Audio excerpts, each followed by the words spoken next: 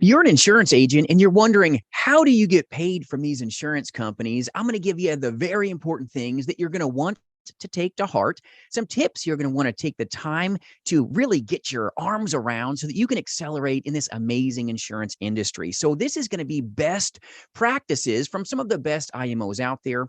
And if maybe your IMO or your FMO, which just stands for Independent Marketing Organization or Field Marketing Organization, or maybe even a captive insurance agency, you want to make sure that you are positioned to make the capital. And that's going to happen from knowing these tips. So very important thing that you want to take to heart. How do you get paid from the insurance company? Well, first off, you want to make sure that you're vested from day one. Very important that you're vested. That's a very, very important thing that a lot of agents don't know. And then it really gets them later. It sticks them like a pig and you find out they got your piggy bank and you got played. So make sure that you're vested day one. That's very important to you in your newfound insurance career. It's important to know, how do you get paid from the insurance company when you partner with some of the best IMOs out there, but you want to make sure that you're vested day one. Extremely important. And believe it or not, there are some really bad practices from certain IMOs that don't vest you. They don't. You got to be with them 5 years, 10 years, 15 years before you find even a portion of the business that you're writing becoming yours. So vesting is so very important. Can't emphasize this enough. The men and women that partner in my national insurance agency here at jasonfinalexpense.com, they are absolutely vested. They don't have to worry about not owning and controlling their block of business. That's very valuable for you, very important. You want to make sure that you own and control your block of business. It's all yours. That is very important when you're jumping into final expense insurance sales, annuity insurance sales, Medicare insurance sales. It doesn't matter. Please make sure that you're vested day one. And I do recruit agents across the nation here, but it's important that you understand that you are vested. You own your very block of business. That's the absolute important thing here before you get into the contracting portion. So first off, find the best work family to call a home, whether it's our national insurance agency here or any insurance agency. Make sure you don't just work in a house. Make sure you work in a place that's helping you become a top insurance producer. Make sure it's a place that's a home. That's very important. And you can always look at my reviews here at the end, the interviews and testimonials. It'll be a pop-up for you. Take some time on that, but make sure that you vet your trainer, vet your agency, vet the IMO. And knowing how you get paid is very important, but knowing that you are vested is extremely important as well. So once you found that you're vested and you own your block of business, super important, find out what your compensation is. That's a good thing. Some IMOs are only paying 40% compensation, 60% compensation. You want to make sure you can capitalize because you are buying leads here. So when you become an insurance agent, select a good IMO, make sure you've got a good work family to call a home. It'll increase, hopefully, your chances of finding success, but make sure you're vested. Understand what your compensation is. And now you want to take that handshake and they're going to give you something called a contracting link. They're going to either give it to you via email, or maybe they'll give you something called like Assurance Bay or AssureLC. It's just a form of shaking your hand electronically, allowing you to help great prospects with the products from these insurance companies. So when you join a good IMO, a good work family, you understand they got good training, good help. They're truly going to be there for you, not maybe just giving you a piece of paper and making you schedule calls or give you a website. That's not the way to find the wealth. It's all about having good allies, good assets in this industry so you can attain, hopefully, greatness here. But once you found a good IMO, a good work family to call a home, now you shake the hand and now you're an insurance agent, yes, but you're going to have to purchase errors and omissions insurance. That just protects you as an insurance agent from things that you're probably never going to experience, but you're going to really want it if it ever happens to you. Kind of like a police officer wearing a bulletproof vest. For insurance agents, that's what errors and omissions insurance is to you. It just protects you from an error you may make or an omission. So errors and omissions is something that you purchase and you go into the contracting link. It does take time. So you're an insurance agent, but until you have appointments or contracts, you've got no way to capitalize here. So being an insurance agent doesn't mean you can sell products yet. You have to be appointed. This is what takes time. It takes anywhere from typically 2 days upwards of 6 weeks, depending on the insurance company, depending on the insurance carrier.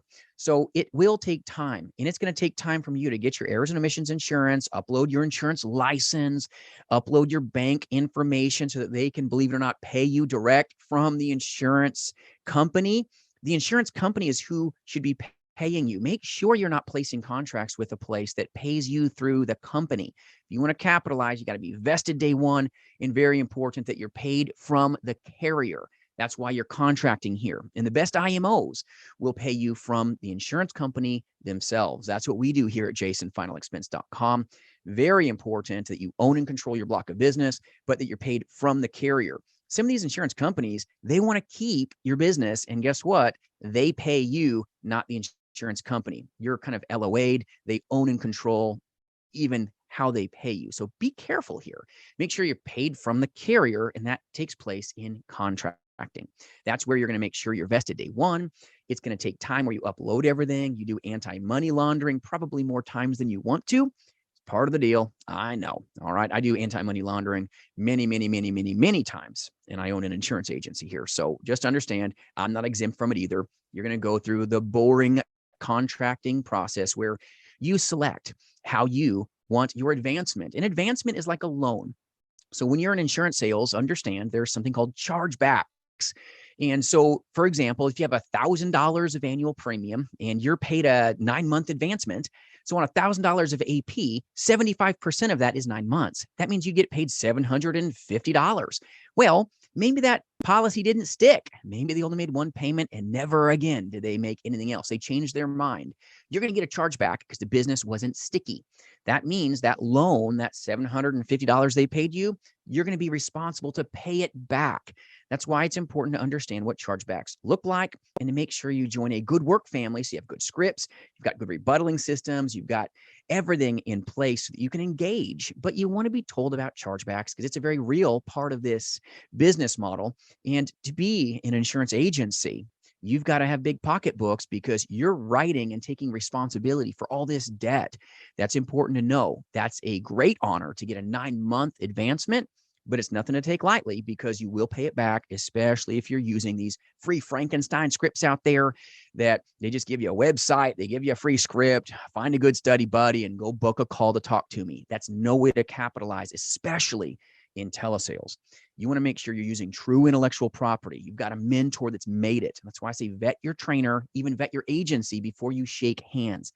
Very important. But it's going to take you anywhere from 2 weeks, 2 days to 6 weeks, depending on the insurance company, the insurance carrier. That's what they call them. So contracting is just where you sign the dotted line and say, I would like to sell for this company. This is my compensation. And I want this advancement, that 9 months or 75% advancement so you can get that money in your bank account, hopefully here. If you select something called as earned, that just means as the insurance company gets paid, then the money is put into your checking account or savings account. That's called as earned. So on $1,000 of annual premium, 1,000 divided by 12 would be about $83 and change a month.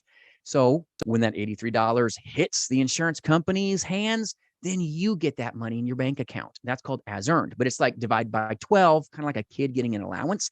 That's how as earned works. So I would select 9 months advanced if you can. Very important to know what that is. That just means you get that help here when you're first starting, leveraging your cash flow. That really keeps you into a good position where you can buy leads, see the people, buy leads, see the people, because a tiny amount of chargebacks will take place. Even if you're the best in insurance sales, it's part of the industry. You should have a pretty low margin of chargebacks, but it does happen, and your money matters, and chargebacks need to be talked about. Very important. But contracting is the contract that you say you're going to do what you're going to do, and the insurance company will pay you, and that is how you want it done. You have a contract with them and your IMO. The IMO takes responsibility to train you and help you, but you've got a contract that you're bound by, and that means you've got to pay back any advances that you owe within the time frame that they allow. But contracting is something that's boring.